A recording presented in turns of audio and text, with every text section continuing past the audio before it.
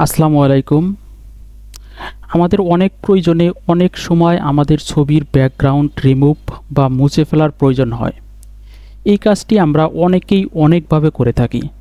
আমরা যারা ফটোশপে এক্সপার্ট তারা ফটোশপ দিয়ে করে থাকি, কিন্তু আমরা অনেকেই ফটোশপের কাজ জানি না। সেই ক্ষেত্রে আমরা একটি ওয়েবসাইটের মাধ্যমে খুব সহজেই আমাদের ছবির ব্যাকগ্রাউন্ড রিমুভ করতে পারি এবং সেই ছবির পিছনে আমাদের ইচ্ছামতো যে কোনো ব্যাকগ্রাউন্ড সেট করতে পারি। তাহলে চলুন আমরা কোন ওয়েবসাইটের মাধ্যমে আমাদের ছবির ব্যাকগ্রাউন্ড রিমুভ এবং সেট করতে পারি সেটা দেখে নেই। আমরা প্রথমে যে কোনো একটি ব্রাউজার ওপেন করব। আমি প্রথমে আমার গুগল ক্রোম ওপেন করছি।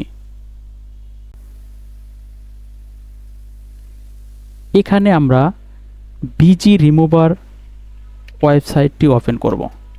বিজি রিমুভার,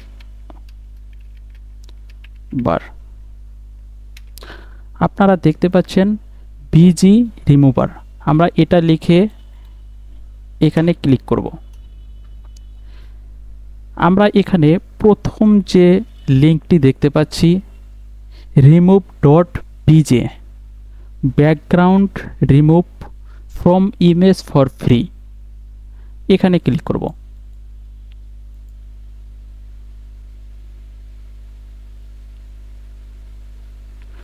এখানে ক্লিক করলে আমরা আপলোড ইমেজ এই অপশনটি দেখতে পাবো।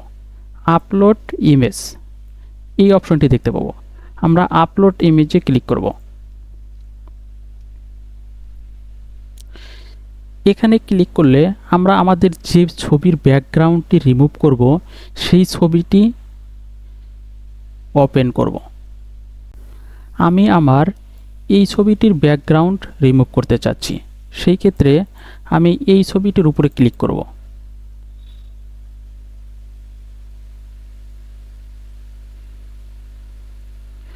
ছবিটির উপর ক্লিক করলে আমাদের ছবিটি অটোমেটিক আপলোড হয়ে যাবে।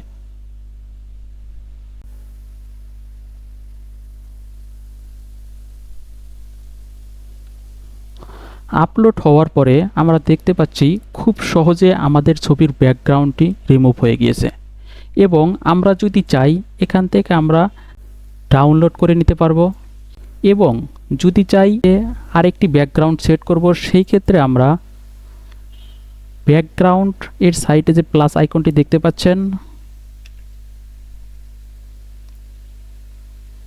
এখানে ক্লিক করব।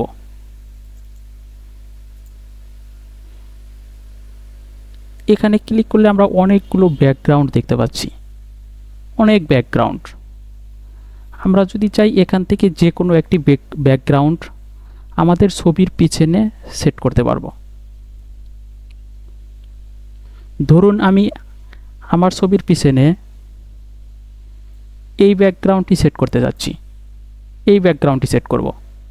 সেই ক্ষেত্রে আমি এটার উপরে ক্লিক করব, ক্লিক করে ডান ক্লিক করব। দেখতে পাচ্ছেন আমার ছবির পিছনে ব্যাকগ্রাউন্ডটি সেট হয়ে গিয়েছে। এখান থেকে আমরা অতি সহজেই এটা ডাউনলোড করে নিতে পারবো। ডাউনলোড করার জন্য আমরা ডাউনলোড অপশনে ক্লিক করব। ডাউনলোড ক্লিক করলে আমাদের ছবিটি ডাউনলোড হয়ে গেছে। এভাবে আমরা এখান থেকে খুব সহজে আমাদের যে কোনো ছবির ব্যাকগ্রাউন্ড রিমুভ করতে পারি এবং যে কোনো ব্যাকগ্রাউন্ড সেট করতে পারি। Thank you.